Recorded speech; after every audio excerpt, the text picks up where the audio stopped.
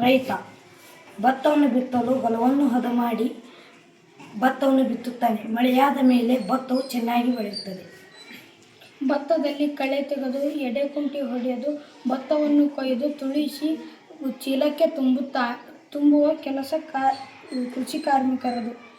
ಮಾರಾಟ ಮಾಡಿದ ಅಂಗಡಿಯವನು ಭತ್ತವನ್ನು ಅಕ್ಕಿಯನ್ನಾಗಿ ಮಾಡಿ ಹಲವಾರು ಜನರಿಗೆ ಮಾರುತ್ತಾನೆ.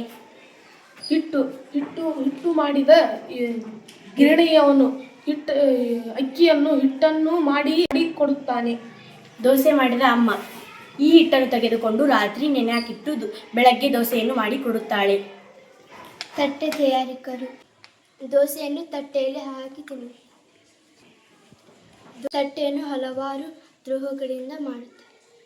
ದೋಸೆಯಂತೆ ಹೀಗೆ ಹಲವಾರು ಆಹಾರಗಳನ್ನು ಹಿಂದೆ ಕೈಗಳು ಶ್ರಮಿಸಿರುತ್ತವೆ. ಹಾಗೆ ಆಹಾರಗಳನ್ನು ಪೋಲು ಮಾಡಬಾರದು. ಹಿಂದೆ ಶ್ರಮಿಸಿರುವ ಕೈಗಳಿಗೆ ಅನ್ಯಾಯವಾಗುತ್ತದೆ. ಎಲ್ಲರಿಗೂ ಧನ್ಯವಾದಗಳು.